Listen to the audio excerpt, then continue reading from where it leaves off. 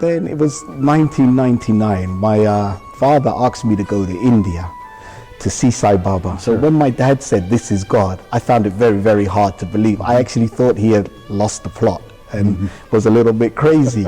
But to spiritual seekers who have come across this video, you're in for a treat. The improbable story of Sai Baba being discovered by Keith Banfield.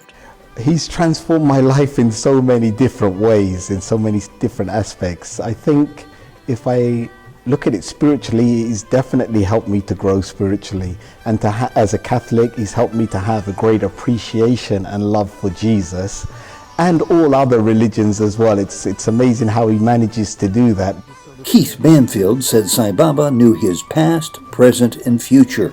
But as you'll soon discover, Keith's feelings about Sai Baba were not always glowing. Welcome to Souljourns. This interview was recorded on the north side of London, England in 2016. I first came, or Baba maybe brought me to him in 1999. That's the first time I went to Prasanthi Nilayam. But prior to that, my father was following him back in the early 90s. How would you say to somebody who might ask you, Keith, how has Sai Baba helped to transform your life? How would you answer? Wow, that's a big question. He's transformed my life in so many different ways, in so many different aspects. I think if I look at it spiritually, he's definitely helped me to grow spiritually. And as a Catholic, he's helped me to have a great appreciation and love for Jesus and all other religions as well. It's amazing how he manages to do that, because I think as a young boy growing up in a Catholic school and in a Catholic household, every Friday I used to have to go to church, Mass, and then every Sunday we used to have to go to Mass. So I think by the time I reached 16, I was fully massed out and I had enough. And I believe that there was always something greater within us, but it was hard to pinpoint it because of scientific background, and I used to study biology, and we followed like Darwin's theory of evolution. And being a biologist, they say everything is inside the body. But the questions that I always used to ask is, well, if everything's inside the body, my spirituality would kick in. I'd say, well, where is this soul? If you cut me open, show me where it is, then I can believe. I was looking for concrete evidence, and I could never find it. And subsequently, you'd have the Jehovah's Witness would stop me on the street, and I would like to talk to them, because there was this question in the back of my mind, which is, where is this soul and who am I? And I would deliberately ask them this question, well, if you say we're something more and we're greater, where is this greater bit of us? If you cut me open and show me where it is. And I know they couldn't answer it, but I want that answer, and nobody could give it. And so I kind of came away from religion and just stopped going to church and everything. But I still had that desire in the back of my mind. So a rather normal path. Yes, absolutely. A lot of people have been on that same path. Absolutely, yes. I believe life was to eat, drink, and just be merry and enjoy myself. And that was the path I was heading down, actually. When I graduated from university, I had a very, very cushy, kind of easy lifestyle, actually. And it makes sense. Who wouldn't want to follow that line of reasoning about the way our lives should turn out? Yeah, and that's it. I was just following the masses, and I admit I was quite happy going down that road as well. So what happened? Then it was 1999. My father asked me to go to India to see Sai Baba, and I was due to travel to the States actually to teach in Fort Benning. I'm a martial arts instructor by profession, but I studied aeronautical engineering, and I was supposed to go. I had an interview in Fort Benning, and I was supposed to teach the Rangers. And so my dad said, well, before you go, I would like you to go to India. But subsequently, many years before that, he would ask me every year to go. But as a Catholic, and my ignorance, I expected Jesus to come. Yeah. And I was expecting the second coming. So when my dad said, this is God, I found it very, very hard to believe. I actually thought he had lost the plot and was a little bit crazy. But out of respect, I listened to him, and I just found it difficult to accept that Baba was God. I just couldn't. He didn't look like Jesus. He didn't have the blue eyes for sure. And so, Are you sure Jesus had blue eyes? Huh? no, but that was the perceived idea that I had anyhow. And many years my dad would ask me to go to India, and I would give him so many different excuses that I can't. I've got this on, I'm studying, I've got this exam and stuff. And eventually what happened is one day he took my younger brother there, and he had to go. And then when they went to, it was April 1999. April 1999 is when they went. And they went to Whitefield first of all, and it was the first time for my younger brother. He was about 20, 22. And they went straight, as they landed in the airport, they went straight to Bangalore, went to Swami's ashram, and they had darshan. And as they were there, Swami came straight to my younger brother, and he looked at him and he said, "Where are you from?" And he couldn't speak. My younger brother couldn't speak. And then my father said to Swami, "Can I speak on your behalf, on his behalf?" And Swami said yes. And he said, "Oh, we've traveled from England, and we're here today." And that was it. And then Baba subsequently went to Prashanti Nilayam for back to Prashanti, and then they followed him there. And then the surprising thing is that my dad came back about 3 weeks later, and my younger brother said he's going to stay on, he's going to stay there. It's just a holiday for him, and he's enjoying himself. So I said, okay, that's fine, good. So subsequently I would ring my brother on the phone, and I would speak to him, and I'd say to him, "How are you? Everything?" And he'd say, "Yeah, everything's good." I'd say, "Tell me about this Sai Baba, is it true?" And he'd say, "No, I'm just having a good time, everything is fine." So I'm happy like that. So that was April, May time. Then June, I ring him again and I ask him, "How are you?" We have a good conversation. Then the question again in the back of my mind is, "Tell me about this Sai Baba, is it true?" And then finally he says, "Yes, it is." And then I'm shocked that he's saying that it's true. And I said, So what happened to your brother in the meantime to change his tune? This is the problem. Then I'm trying to find this out. And I said, "What's so true about this Sai Baba?" And then he just started stammering and stuttering down the phone, and he couldn't speak. So his name's Stephen. So I said, "Stephen, look, you can speak English, I can speak English, explain yourself to me." But he couldn't. And then he said to me, he said, "Keith," he said, "you know, when you come, you'll know, you'll understand. There's some energy here." There is definitely energy there. And so that's what he said. He said, "You come, you'll feel this energy, you'll know." And then I put the phone down and I was shocked. I thought, Jesus, my brother, he's mixed up in this cult. I have to go and save him. Oh, I totally understand. And so the irony of it is that you go to see Sai Baba for the purpose of saving your brother. Absolutely. And so after that conversation, my dad then says to me a few days later, "Oh, Keith, I'd like for you to go to India." And he said, "Before you go to America." So I said, "Yeah, Dad, I'm ready to go." But in the back of my mind, I'm thinking, I'm not paying for no flight, no accommodation. I'm going there and I'm going to get my brother and I'm going to bring him back home. But I'm not saying that to my dad. So then subsequently my dad, he pays for myself and my younger sister Sarah, and we travel to Prashanti. We leave it in August 2009 was the first time. So when we get to Bangalore airport, I see my younger brother, everything is fine, he's good. So my burning desire is now, where is this Sai Baba? I want to see him. Now that I'm here. Yes, and then he says, "Oh, he's in Prashanti Nilayam," so we catch the taxi and it's the long journey there, and we get there. So when we're there, I said to him, I said, "So when will we see him?" He said, "In the morning." We go the next day. So I said, "What time we need to be there?" He said, 7 o'clock in the morning, you got to be there. I said, 7 o'clock in the morning. I was shocked because my lifestyle in England is at 7 o'clock, I'm rolling over for my second sleep. It was 4:30 in the morning when I started going. Oh, wow. So, you had... Not that he was there at 4:30, but you had to be there at 4:30. Yeah, so maybe I got away lightly at the 7 o'clock. Yeah. And so then he says to me, "Yeah, 7 o'clock, you got to be there." So I said, "All right, fine." So 7 o'clock in the morning, we go to the ashram, we're inside, and it's just packed solid with people all over the place. And then subsequently, when I go in, they lead us to sit down, and I'm sitting right in the men's section, right at the back. So when Swami comes through, all I can see is this minute figure amongst the crowd, and he's walking and he's looking at people, talking. And then after about half an hour, he disappears, he goes inside, and that was it. And I felt really kind of let down. I'm expecting to feel this energy. I didn't feel anything in my heart. And I said, wow, there's something not right here. And so I said to my brother, I said, "Okay, you know, I've got to see this. I need to see this man. I need to see him face to face. I want to see his eyes. Sure, who when I doesn't? see his eyes, I'll be able to make him out. So I said, you know, what time does the ashram open? So he said, well, the gates open at 5 o'clock in the morning, because we were staying outside. So he said, okay. I said, okay, I'm going to get there for 5 o'clock the next day. So 5 o'clock in the morning, I'm outside the ashram gate. There's 3 people outside there with me. So I said, great, we're going to be inside.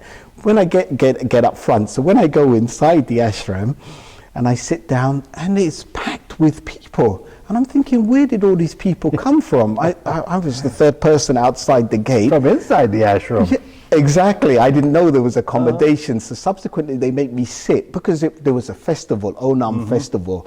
So they made us sit right up by the meditation tree. All the lines were there, but then it was so busy, I ended up sitting there. So when they lead the lines in, I go in. I'm a bit closer than I was the first day, but still way back. Baba comes out for darshan. I can't see his face. And so there was no play there whatsoever. So I said, okay, next day I'm going again. I'm on a mission now. I've got to see his face. 5 o'clock in the morning, I'm outside the ashram gates. I go inside. They put the men to sit down in the lines. So this time I see the lines, and there's about 20 to 30 lines with about maybe 30 men in each line. So I sit down in the line, and then I see they lead line by line sequentially. And then my line's the last line to go in. So anyhow, I go in, sit down for darshan. I'm still a bit closer than I was the last 2 days, but still further back. So I say, okay, next day, 5 o'clock, I know the drill, I'm there. So I go in, and this time everybody is sitting randomly. So I said, well, I'm going to sit in the line that's closest, because they went in sequentially. So you thought. Yes. There's a lottery system there. Exactly. Then I see the gentleman come with the bag, and they're taking the take tokens out. Yeah. Can you believe it? Mine is the last line to go in. And I said, what's going on? So I go in, I sit down, and it's the same thing. I can't see him. And what was happening is, every time he'd get to the proximity where I am, for some reason he'd turn his back, walk along the other side, and then come back on the same side. So this frustration is there, and this anxiety is there. I want to see him, but I can't see his face. He's not allowing me. So every day I'm going 5 o'clock, and it's the same routine. So after a week of this, then the hotel manager, the hotel that we were staying, the manager said that he'd like for us to go, and he's going to get married. He wants us to see his fiancée in Kerala. Can we travel with him? So I didn't want to go, but my younger brother said, look, we should go. You never know when you're back in India again. Let's see the place. So I said, but I've got a really important engagement, and I've promised my dad's friend that I'll meet her for dinner. And so I said, how long is it going to take? It was a Tuesday. He said, okay, well, just 3 days. We'll be back by Friday. I said, okay, perfect. I want to be back for Friday, so I keep my word. So anyhow, we traveled to Kerala, all these beautiful places, and I must admit, it was nice, but something inside me was missing, Prashanti, and I couldn't understand why, because I felt there was no connection. Anyhow, what happened, because of the journey, we missed the Friday deadline, we missed Saturday, we ended up coming back Sunday morning, early in the morning. And so we get back, and it's 4 o'clock in the morning. I stay up, and then obviously I go straight to the ashram. I sit down there, and it's the same thing. I'm sitting close, not at the front, but midway, and no play, and I can't see Swami's face. And then after that, the next day we're leaving to come back to England.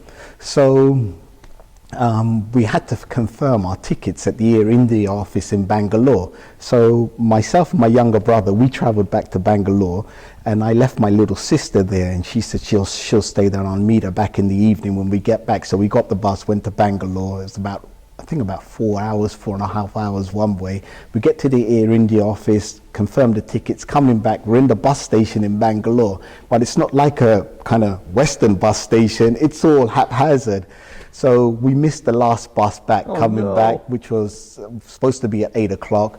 So we had to get a taxi. We got a taxi back to Prashanti, and we ended up getting back in at like 1:30 in the morning. So I know 4 o'clock, I need to be up, ready for 5. Very well by now. So and I'm normally the one that sets the alarm. My younger brother had his own room, so I was sharing the room with my sister. So as I went into the room, I said to her, look, have you set the alarm clock? She says, yes, it's set. I said, great, I'm going to sleep. And I went straight to sleep. Now, I wake up in the morning, and as I wake up, it's broad daylight, and I see my little sister walking, and she's walking to the door. So I said to her, "What time is it?" And then she said, "It's 6:45 in the morning." And I got very angry. I said, "The one time I needed you to wake me up, I've got something to do. This is our last day. And now you've let me down." And she said, the alarm, up to today, she says the alarm clock went off at 4. I told her to turn it off and go back to sleep. I can promise you I didn't say that at all. So anyhow, I said, "What woke you up?" She said, "There's someone knocked the door." So when she opened the door, there was no one there. And so I said, and then she said to me, "Are you going to darshan?" And I said, "No, I'm not going to go." I was very, very angry. So she went in the bathroom to shower. So I'm lying in the bed and I'm very vexed. And all of a sudden, this voice just in the back of my head just said, get up now." And that was it. I just got up and I put on my whites. I didn't even brush my teeth. I didn't have time to shower, and I'm leaving the door, and I banged the door and I said, "You need to get out of the bathroom. You haven't got time for any of that." And so as I'm going to the door, she calls me back to leave, and then she says, "Have you taken this little chit that the hotel manager gave? And it allowed you to sit up front where the red carpet is, where Swami would walk for darshan." Really? Yeah. And I said to her, I said, "No, I'm not taking it, because you need to be there at a certain time and it's too late." But she said to me, "You should take it, you never know." And so ego in me didn't really want to. I didn't want to hear anything more from her, but I decided to take it. So I grabbed it off the shelf. I said, "I'm going, you need to get there now." And I slammed the door and I walked straight to the ashram. And I did this very fast, because by the time I got to the ashram, it was about 7 o'clock in the morning. And everybody was seated and it was dead quiet. So I knew Swami's coming, he's going to be coming soon. And I had this chit and I thought, oh, but all the people have gone through the VIP entrance. So I said, I'm not going to use it at all. I'm going to go and sit in the back. So I started to walk to the back, and then this voice said, "No, go through here where the VIPs go." So I said, okay. So I followed this voice. I walked in and I'm inside the ashram, and I was like looking for somewhere to sit. Then a Sevadal comes running up to me, and then he says to me, he says, "Where are you going?" And then I just pulled out this chit. I admit it was a bit arrogant, and I just pushed it in his face like that. And then he said to me, he said, "Oh, okay, just wait a minute, I'll get a place for you." And then and so about 2 minutes later he came, and then he said, "Come and sit down." And he sat me 2 rows away from the red carpet. So I sat down there and I thought in my mind, today I'm going to see your face. This is it. And then I remember my dad had said to me, he said, "You know, when you're in the ashram, you pray to God and you ask God for whatever you want." So I believe Jesus is God. So in my prayers I said, "Jesus," this is my innermost prayer, and I said, "You know, if this man is who he says he is," I said, "I want him to show me a sign." I said, I don't want nothing from you. I don't want nothing from you whatsoever. I just want you to look at me in the eyes. And if you look at me in the eyes, then I'll know exactly who you are." And that was it. And that was part of my prayer. As soon as I said that, the music came on, which meant Swami, the instrumental music came on, which means Swami's going to come through for darshan. So I'm sitting down, Swami's came walking from his house, and he's walking through the women's section. So I can see him, and I'm sitting on this side, and I'm looking to my right. Swami's approaching, and he walks through the women's side, and he's talking to the ladies, and he's on the same side as I am. Then he crosses over the ladies section, then he comes to the section where the men are. And then he's coming closer and closer, and he's maybe about 20, 30 yards away from me. And then I said, "Today I'm going to see your face." And then I thought, no, the mind says, I know what you're going to do. You're going to turn your back because you've ignored everybody else, and you're going to look at them and talk to them. And as soon as I said that, he looked at me straight in the eyes, and he looked at me, and he just kept walking and looking, walking and looking. He just looked straight, and then he stood straight in front of me. And the look was so powerful. It was really, really powerful. The only expression or manifestation was tears. Tears started pouring from my, not that I was scared. I mean, I'm a martial artist. I wasn't scared. He's a small man. But it was this overwhelming feeling of love. And it just touched, I guess, my soul. And as he stood there, he looked at me and he said, "You're from England." No, he said, "Where are you from?" Sorry. And I said, and my dad had said to me, he said, if ever he asks you that question, you should say, I'm from you. But I thought that's not correct. So I thought I was clever, and I thought I'd give a smart answer. But when I think about it now, the answer was just ridiculous. So I said to him, I'm from you via London, England. And then Swami, he looked at me and he said, you're from England? And I said, yes. And then he said, how many of there are you?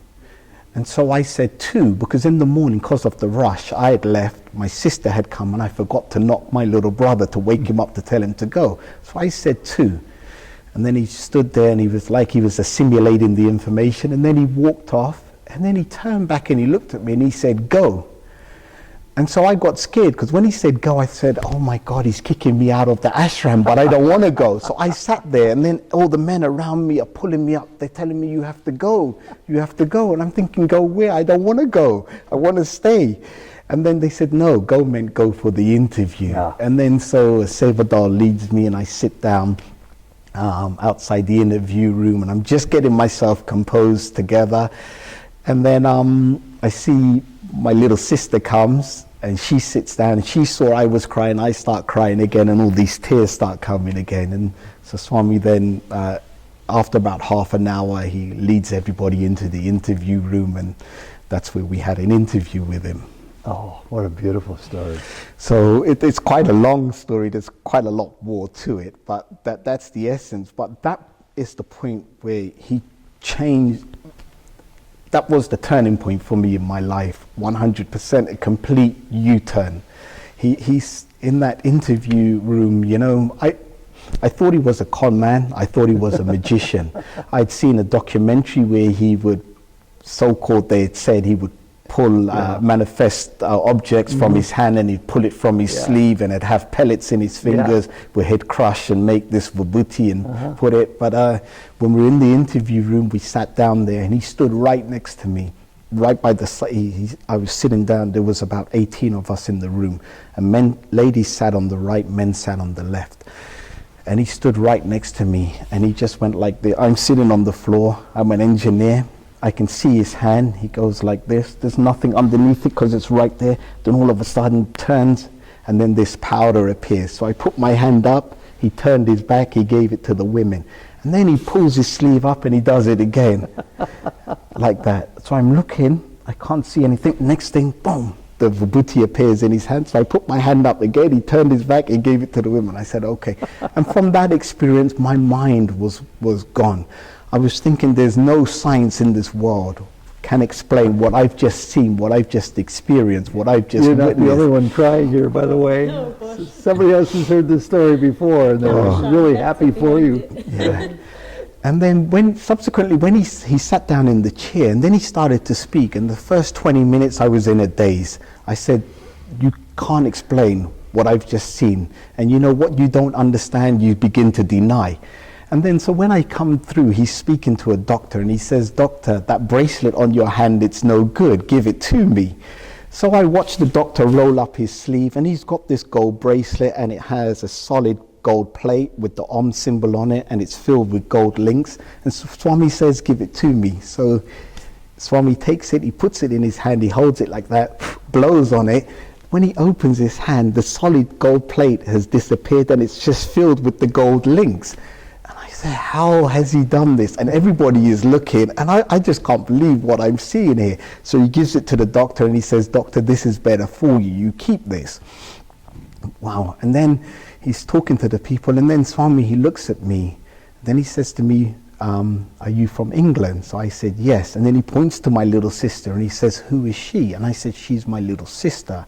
And what had happened with my little sister, my dad's friend had come in with her. So he says to the lady, her name's Gloria. He says, Gloria, why are you here? You're not her mother. And then she says to Swami, Swami, I came to show her where to go. And then Swami looks at me again, and then he says to me, what do you want? So I figured this time now I'm in front of a holy person. So I said, I'm going to say something that will make him happy. So I said, I want you to guide, bless, and protect all those that I love, those that are close to me. And Swami dismissed it. He said, I'm doing that already. And then all of a sudden he leant forward and he got very serious, and he said, what do you want? And he said it with a real force. And then I didn't know what to say. And so I just looked over at my little sister, and she was looking forward at Swami. Everybody's looking at Swami, and he's looking at me. So what came from me was, I'll accept whatever you want to give. And then as soon as I said that, he smiled, he sat back in his chair, his whole expression changed, and he just went like this. And from his fingers, he manifested this ring. And then he called me forward, and he held it up like this, and he put it on my hand, and then he said, look, see, perfect fit. And he held his hand, he held my hand like that, and he was looking at it like as if it was the first time he'd ever created anything. And then I sat down, and then he spoke to the people, and then he called myself and my little sister into the inner interview room. So Swami went into the inner interview room first, my little sister went in next, and because she had gone to Balvika's classes, I never went. When she went in, Swami was sitting down, she knelt down in front of him, prostrate, and kissed his feet. So I'm seeing her going in there, and she's kissing his feet, and I said, I can't kiss this man's feet, I can't do it. And so, but I thought maybe it's protocol, it's the right thing to do. So I knelt down to do it, and then Swami said, it's okay, you don't have to. So I thought, yes, yeah, big regret there. But, and then he started speaking to my sister, and he asked her, he said, when are you leaving? So we said, today. And he said, why are you leaving? And she said, I've got to go back to do my A-levels. And he said, A-levels can be very stressful, but don't worry, I'll be there, I'll help you with them. Then he looked at me and he said, when are you leaving? I said, today. And he said, why? And I said, well, my sister's got to go back to do her A-levels. And then that was it. He didn't say anything more. He spoke to my sister, and then he looked at me, and he said to me, he said, how is your girlfriend? And I was shocked because he was in my mind, because what was happening, the dialogue inside was, I've just witnessed so much. How am I going to explain this to my girlfriend when I get back home? She's not going to understand anything. And then he said, see, I know. And what happened is I started crying again, and he took my hand and he started to rub it and console me. And then we came out of the interview room and we sat back down, and he did a lot of manifestations, and there was so many other Keith, this is a beautiful, beautiful story. I have time for one question. Yes. And it's an important question. Raised Catholic, good Catholic boy. So how do you reconcile Jesus and Sai Baba? Well, my conviction and faith is this. When I was there in the ashram the first time, I prayed to Jesus. Jesus is who I knew as God. And I asked him from all the sincerity in my heart, I said, Jesus, if this man is who he says he is, I want him to show me a sign. And that sign was for him to look at me in my eyes. And you know, Baba delivered that. He looked at me straight in the eyes. He stood there, he looked, and he answered. And at that moment, that's where I believe my faith in Jesus was increased, and I knew Jesus answered me that is God. Jesus and Baba gave you much more than you ever dreamed of asking for. Absolutely. This has been a beautiful story. Thank you. Thank you so much. No, thank you very much. Amen and Jai Sai Ram. Jai Sai Ram and amen. But there was so much more to the story. You really gave me more than I asked for, actually. And part of the story that I didn't tell you is that he asked me to come back into the inner interview room by myself again. And then he revealed so much to me. He knew my past, he knew my present, he knew my future.